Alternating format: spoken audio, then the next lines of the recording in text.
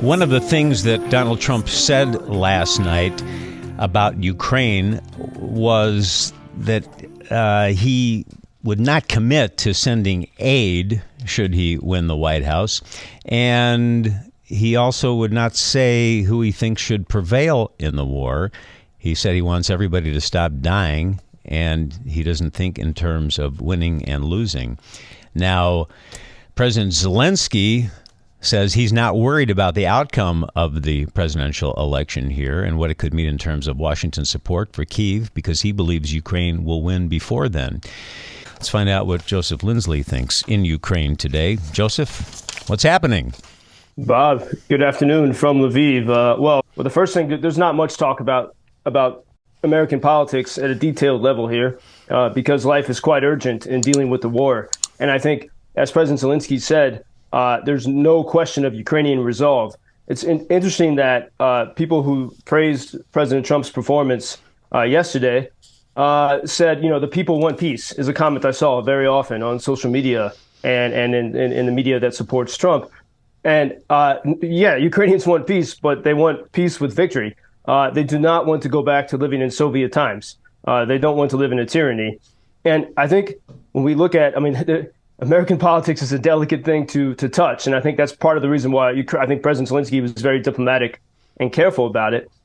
We just have to step back and look at on both the Republican and Democratic side, going back in Ukraine's saga, going back to 2014, pre-2014, Ukraine's president Viktor Yanukovych, who was close to Vladimir Putin, and it ended up fleeing the country because the people would refuse to leave the streets until he left.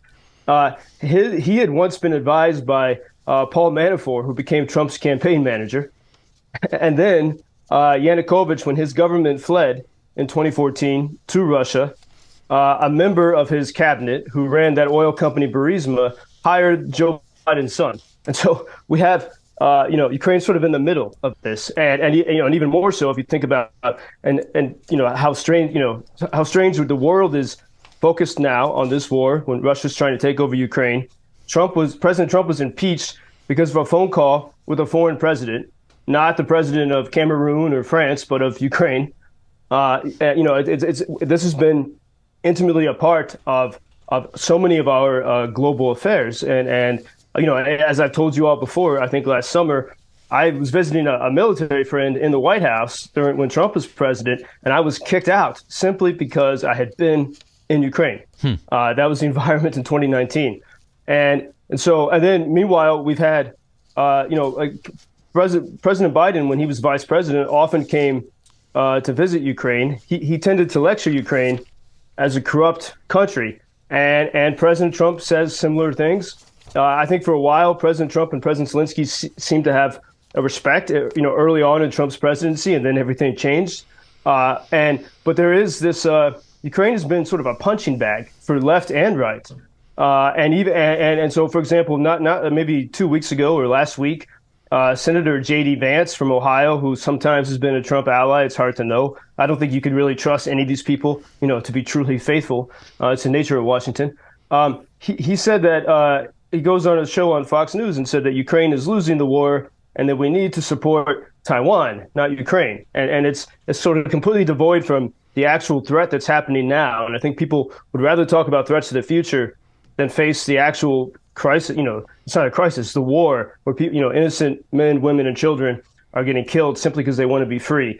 And so it's mystifying to hear these things and sort of removed from the reality here. And I think, there's so many have said, you often hear the word corruption linked to Ukraine. And I was thinking about this the past couple of days, especially after we were talking about the revolution in 2014 yesterday.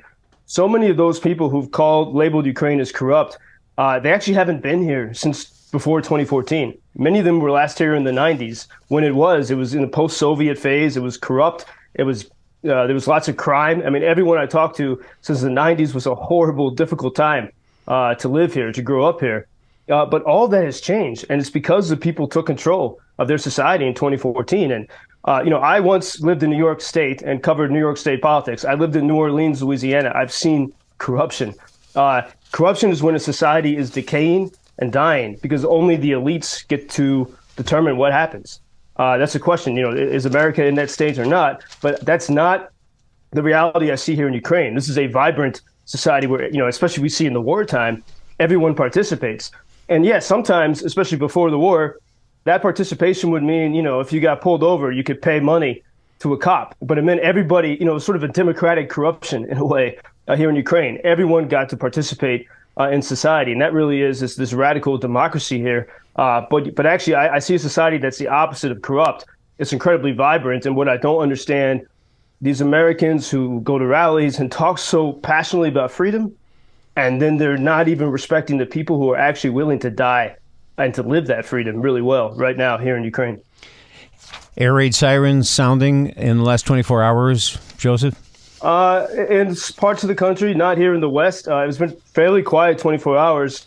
There's been a continued, well, I'll say, we've talked about this, the propaganda war heating up and the information blackouts. In Russian social media, they're pushing this rumor that the commander-in-chief of Ukrainian armed forces, General Zaluzhni, they say that he's been killed simply because he did not attend a meeting of NATO commanders. He was, by video call. And so they're pushing this rumor. Meanwhile, we hear little rumors on the Ukrainian side that the Ukrainians have made significant gains in Bakhmut, even, and nearby Bakhmut. All of the publicly available maps that, every 24 hours update the sort of the new front lines, they've been still, they've been quiet. So we have, one side saying the worst, and then another side saying that actually Ukraine has made significant gains.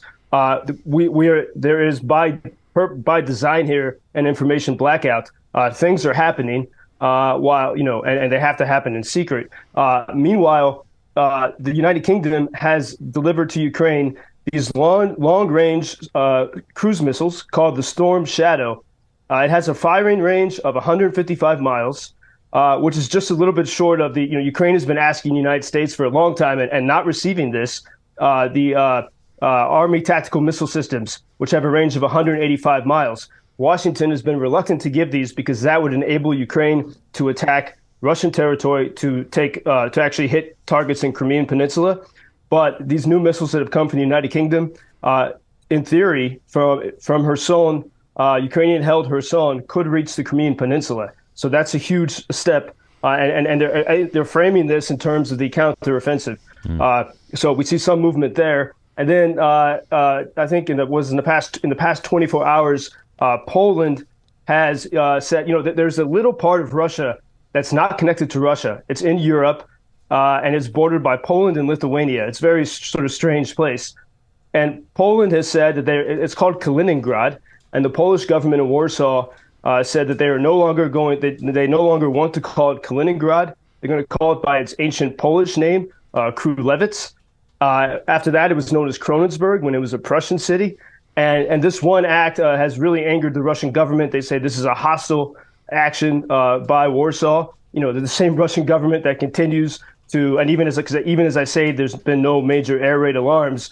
Villages and towns and farms all up and down the front lines in the east and the south, the Russians are continuing to shell these places, but they're angry at Poland for wanting to change the name on Polish maps of the Russian-controlled city of Kaliningrad. Joseph Lindsley in Ukraine, I feel like anyone who hears your reports daily should get an honorary degree in political science. I hope it stays quiet there, and we'll check in with you tomorrow morning. I hope I didn't put anyone to sleep, though. Never. Never. Thank you. Until tomorrow, Bob. Thank you for introducing Ukraine on your social media pages.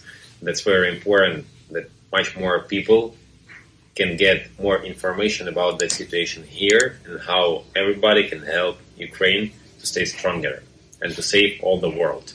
Что он сказал?